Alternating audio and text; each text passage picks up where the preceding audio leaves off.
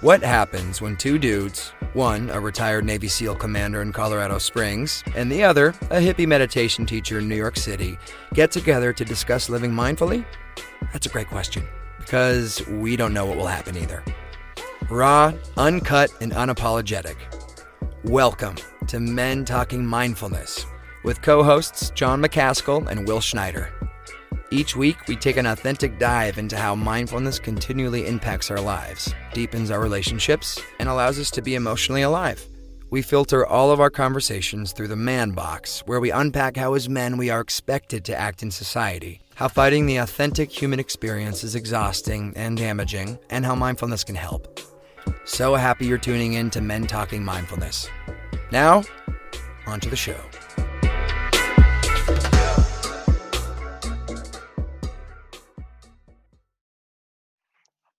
Okay, good afternoon, everybody. Good morning, if that's what's up with you or where you are.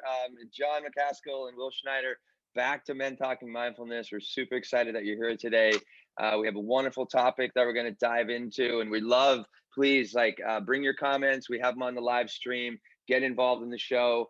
We're going to be talking about authenticity, compassion, and empathy today. John, how are you feeling? Good to see you. Good to be here. Thanks for coming, man. Thanks for having me, man. And thanks for this space right now. As I was covering just before we hit record or hit stream, I need this space right now, and I'm going to be completely authentic. That's what this particular episode is about: authenticity, compassion, empathy. And this day has just been one of those days. One of the things I do when I teach mindfulness to the corporate world is I start off by stressing the audience out intentionally, and I talk them through the scenario where they wake up and they're all calm, and then they open up their phone, and then suddenly there's this notification that they've got something new due at work, and then they get in their car and they can't start it, and then once it does start, they spill some coffee in their lap, and basically I stress them out so they can notice the bodily reactions that are happening when you get stressed. Yeah. Well, almost all that stuff in some form or fashion happened this morning. So my wife and I, this happened to you, yeah? Yeah, something similar in real life. And today was our 20-week ultrasound for my wife. She's 20 weeks along in our third baby or third pregnancy, and it was scheduled at 9 a.m. here in Colorado Springs. And we had to take our two kids that we have to school, and we were like, okay, you know what? We'll drive separately to the ultrasound, and that way I can break away from the ultrasound and come do the show at the end of the ultrasound. And my wife drives off to take the kids to school, and I go to get in my car, and I'm like, I don't know where my keys are. Where are my keys? And it's like searched through my bag and everything. I couldn't find it. Went back in the house, searched the whole house. Turns out the keys are in my wife's car, and she's driven off with them. So shit. I can't. Yeah, right. So now my stress levels are starting to come up. But as they are, I'm like, hey, you know what? This is what I teach. Let's calm down, think this whole plan through. We'll get it together. So I call Becca and I'm like, hey, babe, I think my keys are in your car. And I never would have realized that if I hadn't taken a mindful breath. And I would have been like turning the house upside down. So I took this mindful breath and realized, I think my keys somehow are in Becca's car. Sure enough, that's where they are. So she has to drive back from the school to pick me up, or at least give me the keys. And then she's like, hey, okay, I'll meet you there at the ultrasound. Got it. It sounds easy enough. Yeah. And I'm like, okay, so the ultrasound is at 9 a.m. And I put in the address for where I think I'm going, and it says 8:58 that I'll show up. I'm like, okay, boom. And I show up at 8:58 at this address, and I text back. I'm like, hey, I'm here. And she's like, where? And yeah, I put the wrong address in. So I'm like, oh man, are you kidding me? And then the ultrasound ran a little bit long, and I was like, well, I've got to make it. I got to make it somewhere for the show. And normally where I broadcast from is a little bit further away. So I just reached out to this co-working space. So that's where I am today. But again, if I hadn't taken a few breaths, I would have been like, I'm not going to be able to make the show on time.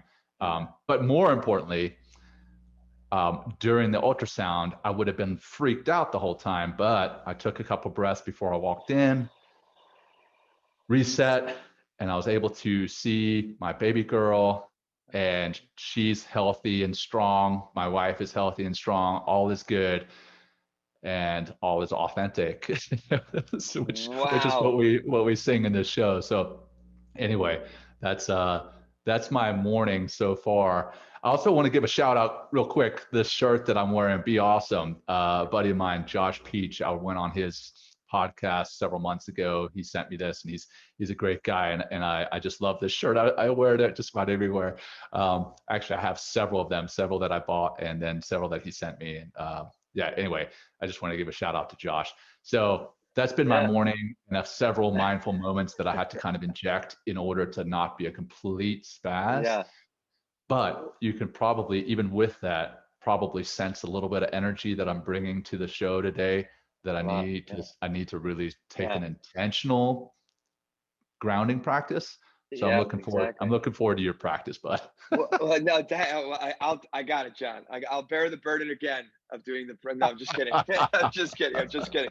But like that actually is a good segue, John, into one thing we're going to introduce to the show in the beginning of the show is a new short segment called like 1 minute mindfulness moment of the week for each of us personally talk about some piece of mindfulness that we were able to weave into our life, or an epiphany that we had about our life, or mindfulness and how it's helped us.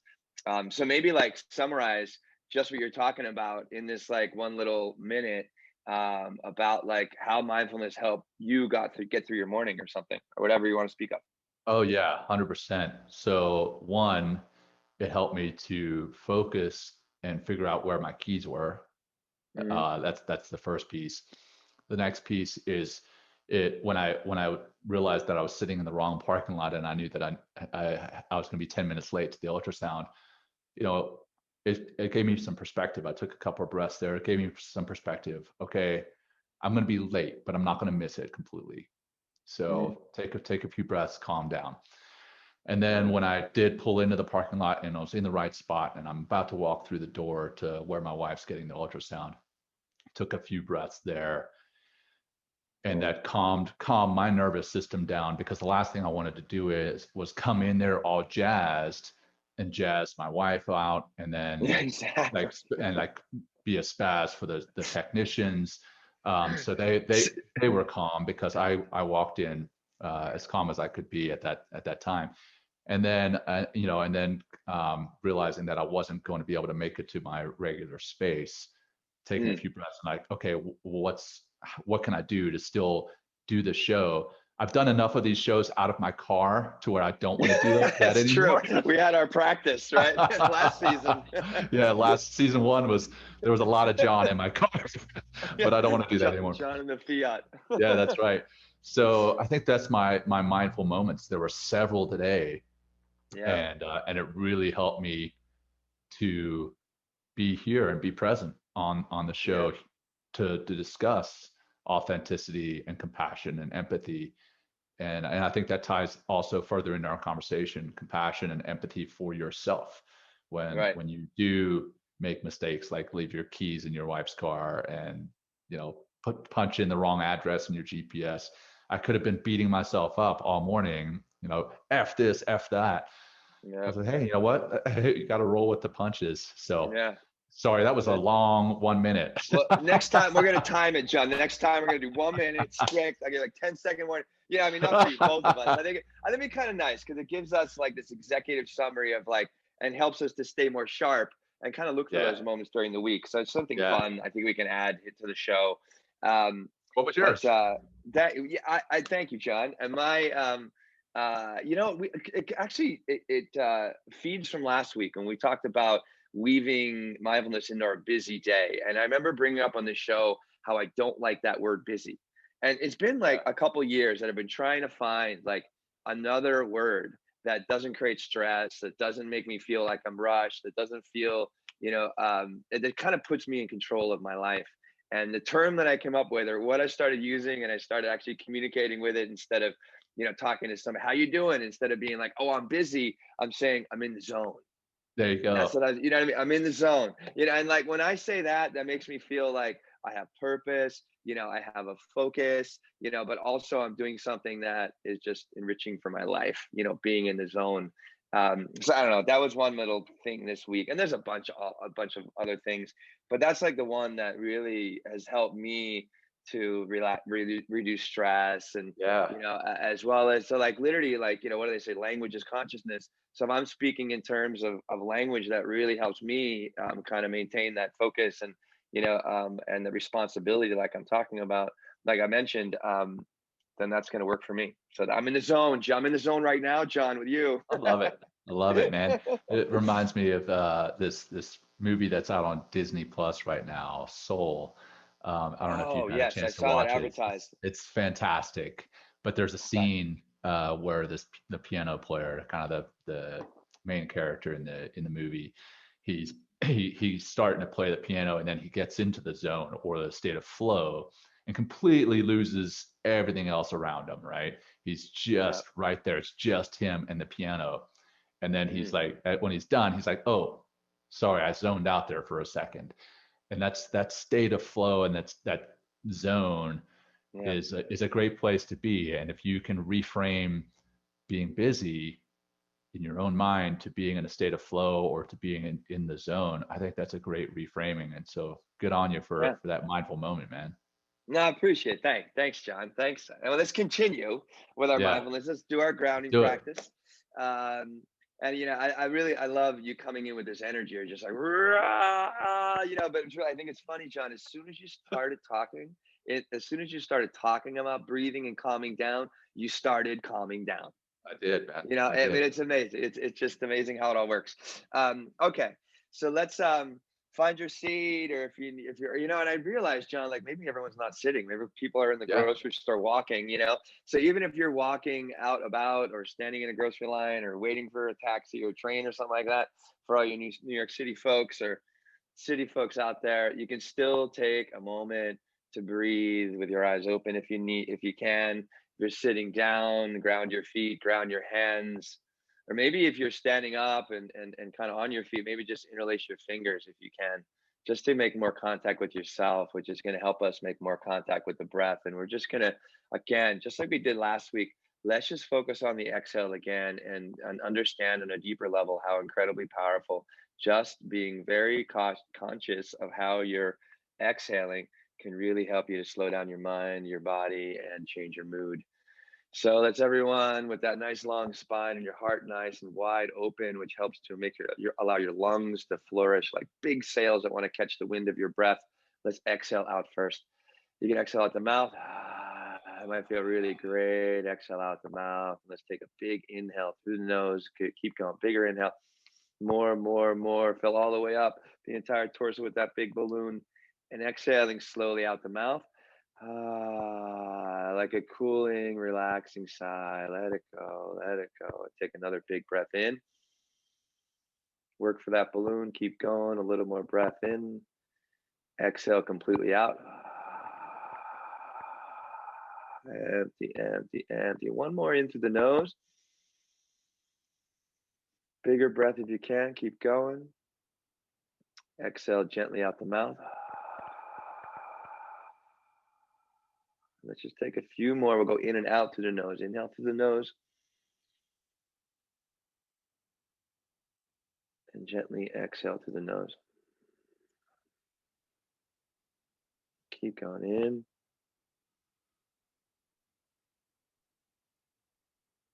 And out. And just being mindful how you're inhaling, how you're exhaling. And really, like, mindfulness is about improving the quality of your life. And what are you improving? The way you're doing things. So right now we're just breathing, but how are you breathing? Are you breathing smooth? Are you being gentle? Are you keeping it simple? But just take one quality, maybe breathing patiently, and just keep finding more of a nice relaxing exhale. Let's do a couple more rounds. Let that go.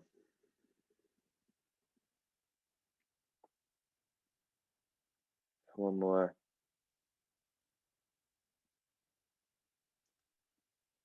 Excellent, excellent. Smoothly exhaling.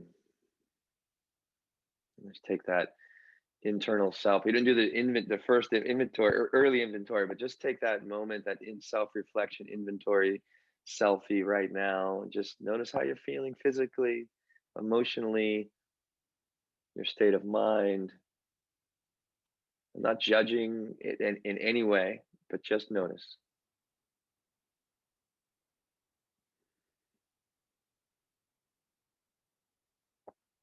Okay, we'll just finish with one breath. Inhale really big. And exhale whatever feels good through the nose or out the mouth. That's going to help you land a little more present here and now. When you're ready, open up your eyes.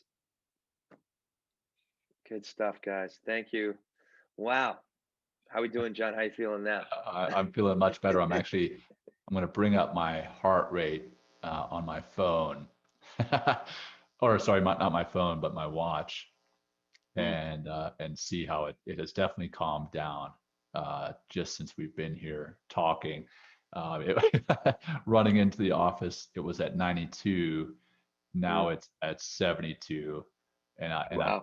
I'm literally seeing it drop. It's at 68 right now. I don't know if you could see that. Yeah, Oh, yeah. 73. I made it Yeah. bounce up as I reached. The bottom Yeah. line is it's getting more under control, and that's cool to actually see the physiological response there.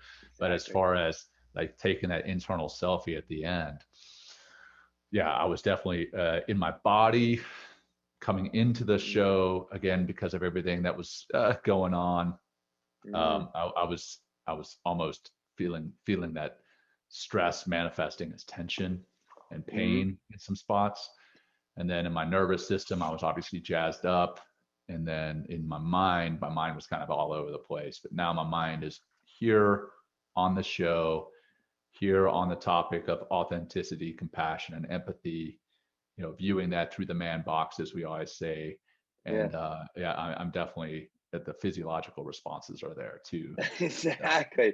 So, Well, you bring up, it's nice, John, just to go a little bit further into the breath. It's like, it's not about changing our mood or changing our mind, but like where it starts is like we have that the breath, as you're experiencing with your pulse, has a physiological response. And, maybe that's another way to encourage people out there that are kind of new to mindfulness. It's just going to slow down the pace of your body, which is going to slow down the pace of your mind and your mood, and life won't seem to be attacking you, whereas like you're just opening up to life. So what was that, like a minute and a half we breathed? Like amazing how quickly we can shift into a more calmer and in the zone kind of state of being here in this moment. So right, man. Good stuff. Where let's jump into the topic. I thought it'd be good just to kind of lay the baseline. This like things that I like to how I do things. It's just giving definitions of these particular terms, right? Which are from the dictionary. And then so let's just go. Authenticity.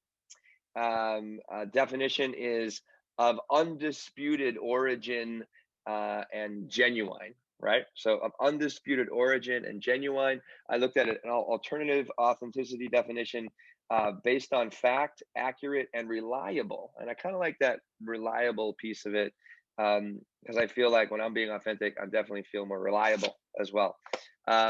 Compassion is defined as sympathetic pity for the concerns of others. So that's sympathetic pity for the concerns of others. And then empathy, the ability to understand and share the feelings of others, right? The ability to understand and share the feelings of others. So those are the three definitions. Start wherever you like, John. With this, please. We had a similar episode to this last season, but again, because we've kind of migrated platforms from Instagram Live to LinkedIn Live and a different audience, rehashing some of the things that we covered in that episode, I don't think are a bad thing. And Brene Brown does this great thing, comparing sympathy to empathy to compassion. And Sympathy is like if somebody fell down a well and they're stuck down at the bottom of this well, and you walk by and you see somebody stuck down at the bottom of the well, you're like, man, that sucks to be stuck down there at the bottom of the well. That's sympathy. And then to walk by that well and kind of really place yourself emotionally down in that well, and you're like, oh man, I can feel what it feels like to be stuck down in that well, almost as though you're stuck down in that well with that person. And then compassion is having empathy and then wanting to do something about it. So you walk by that well, you see somebody down there, you're like, oh man, I can feel what that feels like to be stuck down in the bottom of the well. Well, let me go do something about it. And I think that's a great way of looking at the three: sympathy, empathy, and compassion. Granted, that's not so much authenticity. The authentic side, I think, ties to a lot of sympathy, empathy, and compassion, in that it's hard to show those if you're not being authentic with yourself, authentic with others. So that's my perception. Let's see, we've got a comment here about empathy is definitely one of the terms that is very much spoken about in the corporate world, but few would know it. Yeah, Wow. I fully agree. And I don't know that that's just the corporate world. I think that's just the world writ large. People speak about empathy and compassion, but they don't know what it truly means. They don't know the differences. You've also got this great picture that you sent me last night from the quotes of compassion by the Dalai Lama. Oh yeah, I'm a big Go ahead. Yeah, and if you want me to, I can even bring that up. Yeah, So bring it people up. can Bring see it up. it. Let's Yeah, talk let's see. about that. And I think what's interesting about like it's not like compassion isn't necessarily, it's not a thought, it's an action. This is I'm so glad you're bringing this up, and we're bringing and we're using technology here. But this is the Dalai Lama, and the reason like I bring up Buddhism into this conversation, because they really go heavily into compassion. And just like, and not to just, this isn't from spiritual texts as well. The Bible talks about compassion and its importance as well. But this is His Holiness the Dalai Lama, and these are just four wonderful points about compassion.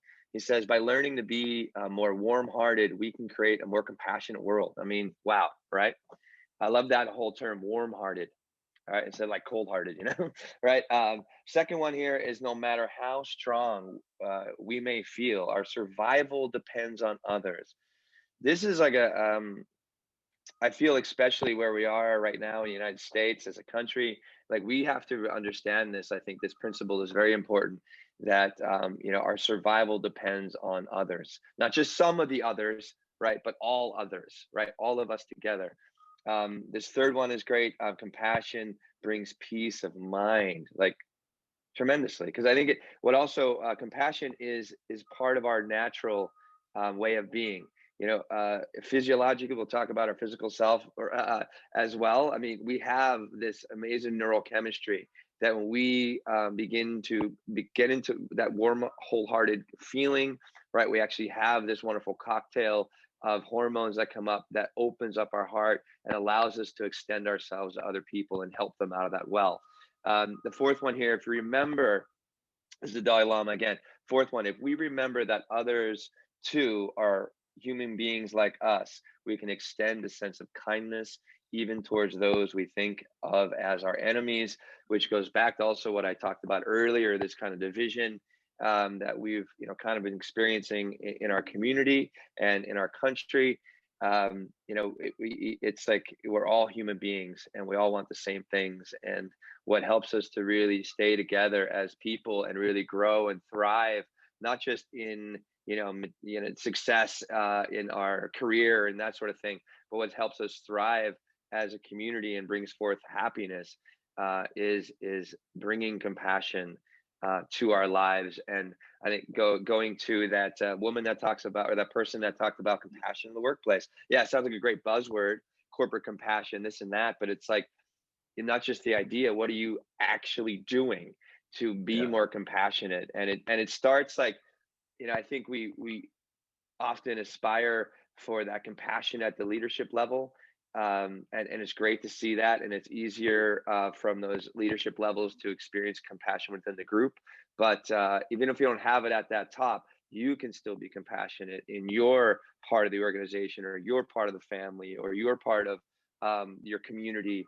That it slowly has this amazing rippling effect when you are compassionate, because it's like a tuning fork. You light up one, and all of a sudden, all naturally, because of this, because this is hard, how we're hardwired as human beings. Because again, this is what, to come back to what the Dalai Lama said, this is how we thrive. And we've been given the DNA in order to, and which is just energy, in order to continually pursue and more compassionate in our own lives. That also means being compassionate with ourselves is really, really important here.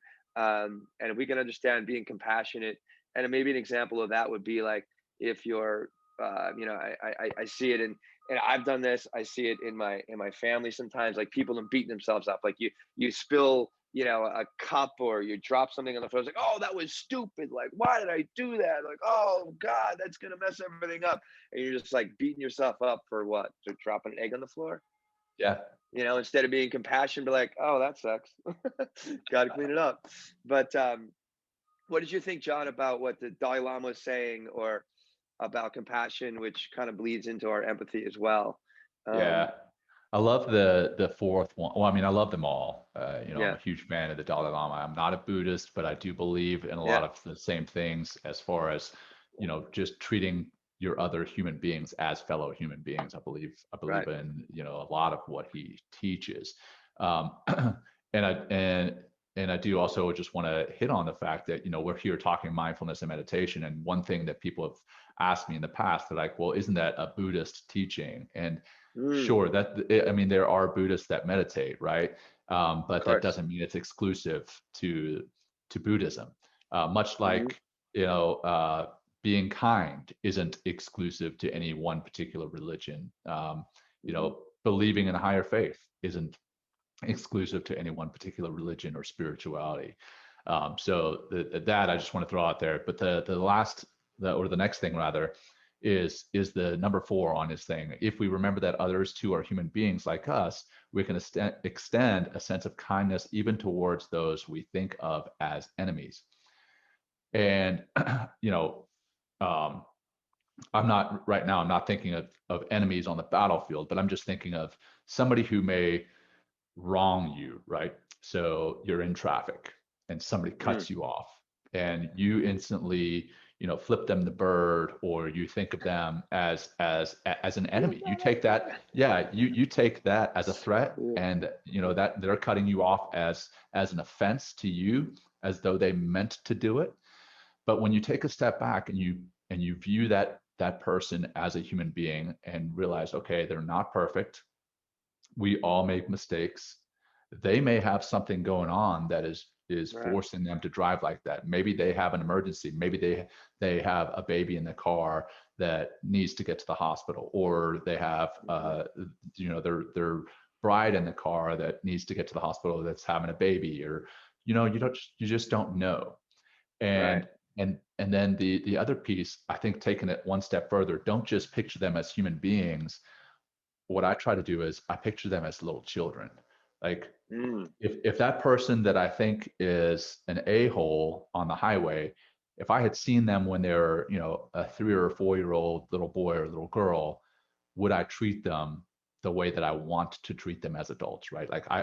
Okay, this guy cut me off, I want to go and fight him. That's, first of all, yeah. that's ridiculous. That's Right. ridiculous. But if I picture that grown man behind the steering wheel as a 3 year old little boy, or even more specifically, I've Hmm. got a 2 year old son at home. If I picture him as one of my 2 year old's friends, am I going to treat him like that? No, of course not. And so I try to envision my fellow human beings, not just as fellow human beings, but as children, Mm, in this world. And that, I think, in a way, allows me two things. One, it allows me to calm down because I'm not going to be a I don't know, a very angry a-hole in front of little kids. Yeah. One. And then two, it allows me to kind of understand them as a human being. It makes it more real that they're human than when I see Yeah. them as adults. And that's what I've tried to practice. And I love everything else the Dalai Lama says. By learning to be more warm-hearted, we can create a more compassionate world. Absolutely. Warm-hearted Yeah. and accepting other people for who they are in their authentic selves, coming back full circle to the authenticity, accepting who they are, accepting what they do, accepting their beliefs. As long as what it is they're doing, as long as what it is they are, as long as what it is they believe is not infringing on you, on your rights, your beliefs, then let them be. Let them be. Yeah. So that's the warm-hearted, compassionate side. No matter how strong we feel, our survival depends on others. Absolutely. Yeah. Absolutely. It It's the does. only I way mean, we thrive as human beings yeah, is in yeah, community. That's it. That's the only way right. we thrive. Yep. There's a saying, and I don't even know where it comes from, but we do use it quite a lot in special operations. If you want to go fast, go alone. Yeah. If you want to go Yeah. far, go with a team. Good. And that's the Yeah. thing, Yeah. if we all want to go far, if we want to thrive, we go as a team and support one another. Whereas, hey, if we want to go fast but not go far, hey, be your own person and don't rely on anyone else, and also don't Yeah. support anyone else. So that's not where we want to be, right? That's not where we want to be at all. So, Yeah. yeah, man. What about compassion? What about viewing compassion, empathy, and authenticity through this proverbial man box that we always talk about? Yeah. What prevents a man from displaying empathy openly? I mean, I think we experience it internally, but we don't often express it. What are your thoughts on that, man?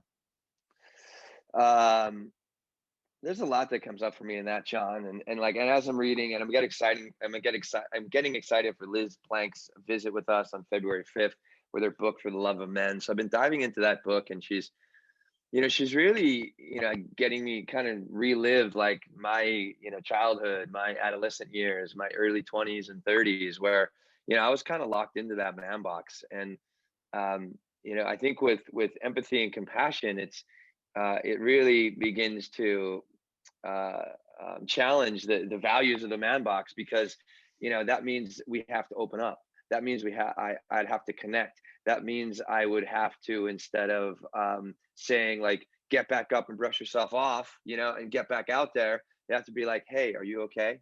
Is everything all right? Did you hurt yourself or break anything? Or just like being open to like, hey, what's going on when you're seeing a brother or someone else just like kind of really suffering with something that's going on in their life, and just asking for help, or asking if they're okay. Um, so like I think it's like almost extending that hand. And I think there's a lot of feelings that come up with compassion that I think the man box kind of limits in a lot of ways. And I'm trying to think of some of the other things that kind of stick out at me with empathy, but it's also just think how difficult it is to identify with another person, John, as a human being, when you're locked in a very strict masculine paradigm that allows you from being emotionally free. Yeah. Like, I mean, it's like, it's again, I love that what Brene Brown, she goes, you can't selectively numb. You can't, selectively be, tough and this and that. And then also numb, like, that warm-heartedness, that wholeheartedness, the ability to be vulnerable and reach out to someone else or ask for help. Like, that's another thing, like just asking for help, that men struggle with so much. And, I'm to not have going to that stop for vulnerability. directions. Yeah, exactly. I mean, Liz's book's so much about that. It's like I'd rather get lost 10 times than have to, you know what I mean? Like, and waste a whole day Yeah. than have to ask Yeah. for directions. That's like, and I think like on from authenticity, like I think it's really hard for men to be authentic if they're kind of plagued with this toxic masculinity, because if you're yourself and not one of the boys, or anybody else in that man box, like you are going to be, and this happened to me, John, when I was, I was in the man box until I was about 29, 30. I started to break free from when I was about 30 years old, because my heart opened and my heart was broken over some relationship, someone I love very much. This woman that's still out there. Actually, her birthday is Saturday. I don't know how I remember her birthday, but her birthday is January 23rd. And but that just opened up. Like this just got opened and shattered at the same time, or maybe it was a man box that was shattering, and my heart was opening. But without that, I really had, it was hard to identify who I am without getting into my heart and Yeah. being in that place. So, I really and that, yeah. Oh God, yeah, please. Sorry, man. Well, I really liked what you said there. You couldn't tell whether it was the man box shattering or your heart opening. That was really interesting phrasing. I think it was probably both. Probably Yeah, both I think in so. that it sometimes it takes shattering that man box to open your heart. And another thing is, a lot of the time we here on the show, I call you brother and vice versa. We've never actually met in person. We've done everything virtually, but we call, I know it's crazy, but we call one another brother. I've got tons of men in my life that I call brother. The word brother to me means, you're part of a brotherhood, and that you can rely on that person, and that you can be your authentic self with them, and you can share what it is you're experiencing with them, and you can lean on them, and vice versa. They can do the same. But we throw out this term brother all the time, but then when somebody does exhibit compassion or empathy, sometimes it is viewed as a almost a feminine trait, and we're like, why is he being so weak? Not just a feminine trait. So as a matter of fact, that's a terrible term, because I think feminine traits are incredibly strong. Women are incredibly strong. So let me back up here. It is viewed as a weakness, not a feminine trait, but it's viewed as a weakness. And I think in all actuality, that's a strength, to show compassion, to show empathy, and to show your authentic self, to be willing to be vulnerable. Another, I'm sorry, I keep bringing up Brene Brown, but she talks about when she got on an aircraft at one point, and she sat down next to the person next to her, and they asked her, well, what do you do? And she says, well, I teach about vulnerability and strength. And the guy's like, oh, I get it. Two separate ends of the spectrum. And it's like, no, as a matter of fact, vulnerability and strength are right there together, because it takes strength to show that vulnerability. And that's one thing that so many men in particular, here I am coming back to masculine versus feminine. I think so many men have that backwards, is that vulnerability is not a weakness, and not showing vulnerability is not a sign of strength. I think that's completely opposite. Vulnerability is a strength, and being able to show that is a strength. And then the inverse is true. By not showing your vulnerability, I think that's a weakness. I think it's strength that also, it takes a lot of strength to be authentic, to be yourself. 100%. It's like it takes a lot. I mean, to stand, literally, I mean, to stand on your own 2 feet, to unapologetically be who you are, whatever that is, whatever that manifestation is, of who you are. But that also, takes a lot of self-compassion, empathy, as well, to bring forth that authenticity. And that's like a path like anything else. Like I think, we're so heavily influenced at such young ages. And I've kind of been working, John, for the last, ever since like 2000, 2001, to kind of re-engineer who's Will Schneider, and part of that re-engineering is deconstructing these concepts and these beliefs and these paradigms that keep me small, that keeps me trying to conform to certain norms, to aspire to certain goals that aren't even mine. And the more I start to realign myself, with things that are in my heart, and I go forward with being authentic and try to strive for them. And authenticity, John, has created, I feel, the most success for me in my life, because I'm always kind of talking. Like I teach, several hours a week. I granted a lot of it's virtually, and some I'm doing a little one-on-one safely in New York City. But me just showing up and be like, "What's up? Let's have a good time. How we doing? Let's get into practice," and just moving through the practice in an authentic way. It's really helped bring a lot of students to me. And actually, I remember here's my one of my big first moments, John, of when I realized the power of authenticity and the power of vulnerability in the same moment. I was in a class. I was teaching one of my very first yoga classes here in New York City, and this was back in 2009, 2010, maybe it's January 2010 or something like that. And it was at a yoga studio here in the city, and it was packed. We had like 65 people in the room. This is one of my first class. I'm a little nervous, and I sit down. I'm trying to ground everyone's breath, and brand new teacher. And I was like, "Everybody, I just want you to feel your breast."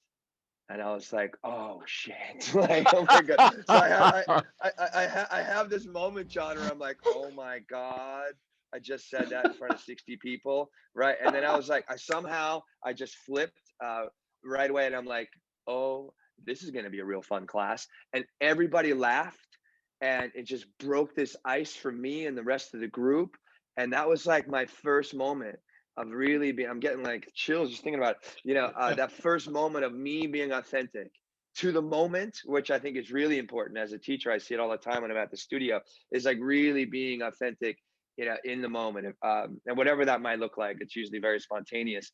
But that's allowed me, or gave me the courage to move forward, to be more authentic on the show, everywhere else around me, and my family and my relationships and my work. And it's really just helped me continually grow as a person. And also that, again, it helps to unlock. I mean, a lot of people have mentioned in the class that I teach, when I was in the studio life, they're saying it's like, "Oh, it's just so nice that you're real, because then I can get to be real. I get to let go. I get to find more of my breath. I get to be more in my practice, instead of trying to like measure up to like the teacher who's like judging you or something like that." So, Yeah, man. yeah, Yeah, absolutely. I mean, authenticity is really the foundation for so much. It's foundation for knowing who you are. I think if yeah, you're not authentic, then you don't even know who you are. If you don't give yourself a chance to be authentic, then you can't know who you are. And if you don't know who you are, then other people don't know who you are. And then there's actually some great comments here. yeah. Um, Cindy says, "I'd rather be hated for who I am than loved for who I pretend to be." Yeah, Wow, 100%, great point. 100%. Yeah. Yeah. And then Donald Jackson says, "Seems to me that there is a systemic problem fundamentally at play here is global embrace of adult adolescence." Sorry for my tripping over the words here. That It's okay. precipitates a self-centered inability to be empathetic or considerate. 100% agree with that one. Wow. Yeah. Let's see here. We got a couple. Um, Will, I love that story. Being real and human, imperfect, is absolutely endearing, and I Yeah. agree, man. Like that humanizes you, right? It Yeah. breaks down that gap in between a teacher and the student, Yeah. not in an inappropriate way, but it breaks it down in that everybody that's listening to you teach, they see you now as a human being. Right. Well, that And comes back to what Dalai Lama said, is our yeah, humanity, right? Remember our yeah, full humanity. circle, Right. Yeah. man. And that's Yeah. that's another thing is when I do the corporate stress out, like I teach them mindfulness and meditation, and I stress them out to get going, but then I bring them back down. Like, Mm. okay, here we're gonna do some breaths, and they notice everything that's happening to their body, the bodily sensations. They note their heart rate coming down and everything. And then I explain to them why I did that. I was like, hey, I did that because I participate in the drill as well, right? I can feel my cortisol levels, I can feel my stress, I can feel my hands starting to sweat as I do that drill, as I stress them out and walk them through that fake scenario. And then I take some breaths with them, and I say, okay, the reason I did that was to show you how you can control your emotions, how you can be in control of your response to those emotions. I also tell them it's also an opportunity for me to present while I'm presenting to you, to do a breathing drill to get my own body under control, because presenting makes me nervous. Presenting in front of a group makes me nervous. And then when they see, they're like, oh, this guy standing in front of 100 of us, he's a Navy SEAL, got this background, that still makes him nervous. It humanizes me to them, and then we have this instant relationship, right? We have a connection there. But it's again, they're human to me and I'm human to them. We see everyone as humans. I think that's the key to having compassion. And in order to have that compassion, we have to be authentic with one another. We can't be something that we're not. We can't be wearing this mask of something that we are not. So I think that's how they all tie together. The authenticity, empathy, and compassion is really all based on the authenticity. So I just one thing that Donald says here, I just want to go back to that. He talks about this adult adolescence that precipitates a self-centered inability to be right, and it's coming like that self-centered. You talk about that guy cutting you off in traffic, and then all of a sudden, for whatever reason, John, like, why are we taking things so goddamn personally? I mean, like, some guy cuts you off in traffic, has nothing to do. It's not like he's driving behind your car, seeing your license plate, and guys, I'm going to make that guy's life hell right now. Right. You know what I mean? Like, think about that, right? And then we take things so incredibly personally, and then you start yelling at that guy instead of being like, whoa, he must be on his way or went to the wrong hospital for his ultrasound. I know, man. I was one of those guys this morning. Yeah, exactly. But we all have those moments. And I think that to understand or to remind ourselves of our humanity and our collective humanity is we all have a bad day. We all have great days. We all miss the mark, or we don't reach our goal, or whatever that day is that we have. But like, we all, like, it's like we ebb and flow as a humanity, ups and downs all the time. And it's like, and the more that we can be mindful, like you talked about earlier, mindful of where we are, how we're feeling emotionally, but also bringing mindfulness. Again, mindfulness is just there to help enhance the quality of already what you're doing. It's just to take a couple breaths, relax, remind yourself that you're doing the best you can. You know what I mean? And life's not always going to work out. But that's just, I thought that was, we take things, I think I would love to do an episode, John, of like taking things personally. Like, I think that's a good one. I think we should. Yeah. The four agreements is by Don Miguel Ruiz. He taking things personal, and it's something I've been trying to practice for 10 years. And it's not easy, but it's something that you can work on like anything else. Right on. We got to wrap up in a couple minutes. Yeah, One thing I do want to say is, happy birthday to MLK on Monday, Martin Luther King, Jr., who really helped us to understand more nonviolence, which is all about compassion and empathy, and like talk about authenticity, be able to stand up there. If you haven't, gone back and listened to I Have a Dream speech, like, you really want to feel inspired, not just for, by his speech, but for what's the potential for humanity. Go to Dr. MLK and listen to his fine words. So cool. You want to so I guess anything else, John, before we close, and then you got to lead us in an exercise to close, please. Yeah, man. So I just want to go through a couple of one more comment here. Cindy, she makes a great point that she assumes everyone wakes up every day with the goal of goodness, and I think that's true. Nobody wakes up in the morning. They're like, I'm going to get on the highway and I'm going to cut off as many people as I possibly can. Nobody gets up in the morning and they're like, I'm going to be the worst boss I can possibly be. So I fully agree. I'm looking out the window. Like, I giggled because I'm looking out the window. I'm actually staring at traffic, and this Jeep just pulled out directly in front of somebody else. That person, of course, lays on the horn. That was a stupid thing, but come on, what does laying on your horn do anyway?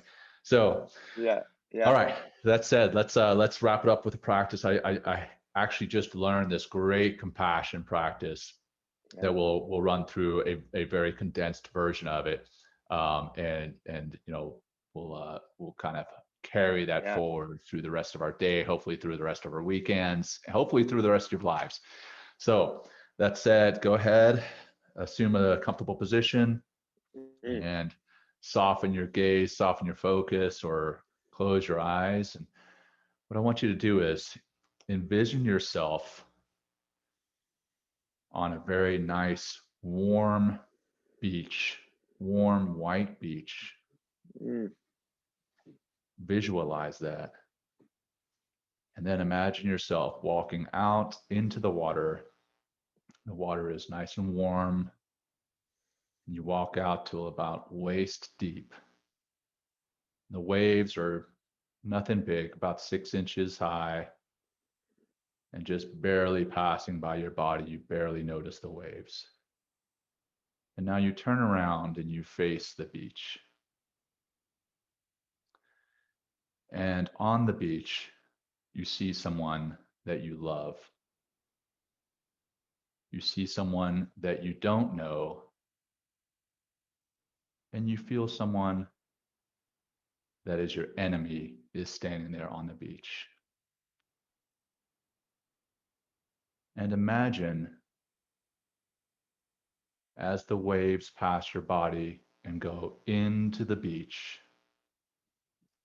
those waves are carrying positive energy from you to those three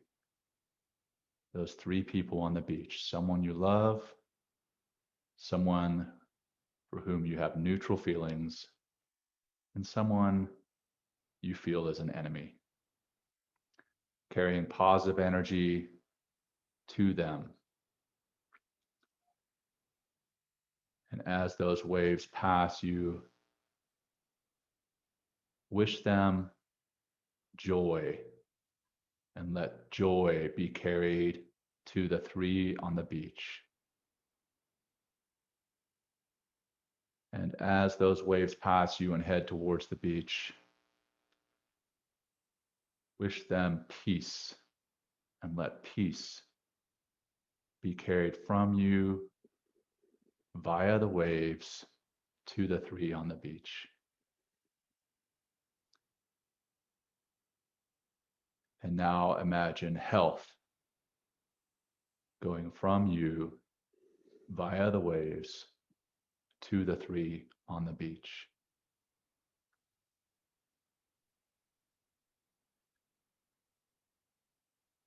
And then as you feel the waves coming back from the beach and passing you, going back out to the ocean,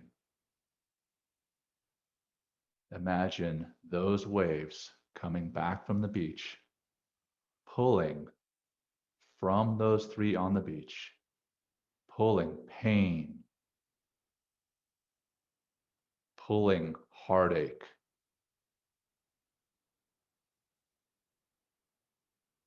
pulling sorrow from them, pulling pain, pulling heartache, and pulling sorrow from them. And that energy comes out from the beach via the waves, past you, and then is dissipated out into the ocean. Pain,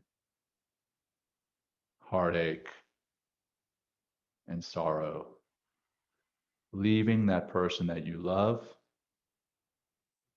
leaving that person for whom you have neutral feelings, and leaving that person you perceive as an enemy.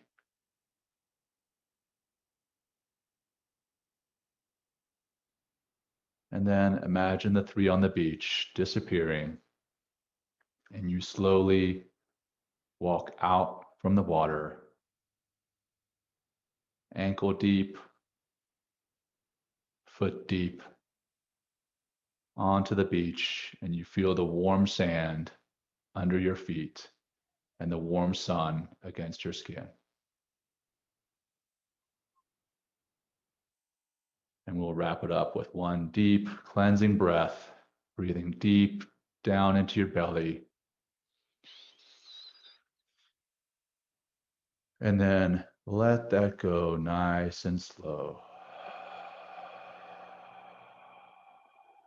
And imagine with that you are letting go the pain, heartache, and sorrow that you may be feeling in yourself. Have that compassion for yourself. And then when you're ready, come out of the practice. And that is the end of our show. Thank you, John. We have a, we can't get to all the comments. Thank you everyone that has commented. I'll follow up with some comments on the LinkedIn stream as well, just to kind of stay engaged. But thank you for everyone showing up and making these comments and keeping the show going. It's nice to see it grow. It's nice to know that we're having an impact out there. And it's also nice to know that, we're bringing mindfulness in just the smallest ways to people's lives, which are just going to upgrade their happiness and their high performance and just feel better, not just themselves, but everyone around them starts to feel that ripple effect of mindfulness. Exactly. Like once you start practicing mindfulness and the compassion and empathy and authenticity are increased, that like bleeds out. It bleeds out and those around you feel it. And that's a good thing. But for those of you who joined us today live, please go on the podcast version of the show, give us a review, give us a rating, share any comments. Also here on the show on LinkedIn, please share any comments. And we love that you guys are here. We love that you guys are engaging with us. Thank you so much. Will, thanks for this space. Thank you for this time.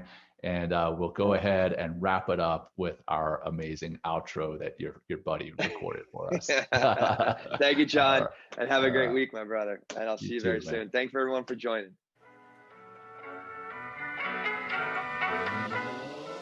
Thanks for joining Will and John on Men Talking Mindfulness. If you enjoyed the show, please like and share it with your friends and family. And please, we would appreciate a review too. Until next time, this has been Men Talking Mindfulness. Thanks for showing up.